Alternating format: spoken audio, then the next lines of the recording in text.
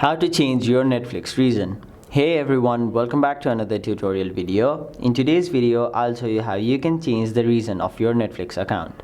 So as of now, there is only one way on how you can change your Netflix reason. So if you change your Netflix reason, you will be able to watch all of the shows, series and movies of that particular region which is not available in your region.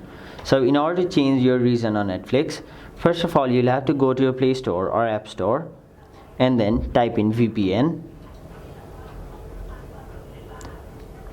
and now you can download any VPN which you want. And once you've downloaded the VPN you want, simply open the VPN. And now once you've opened your VPN app, try connecting to the region where you want to watch the shows or series on your Netflix.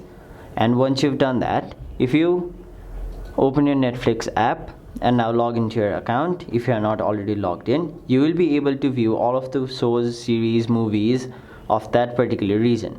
So that is the only way on how you can change your region on Netflix. That is it for this video. Hope this video was helpful to you guys, and if it was, make sure you like this video and subscribe to our channel so that you don't miss out on further videos such as these.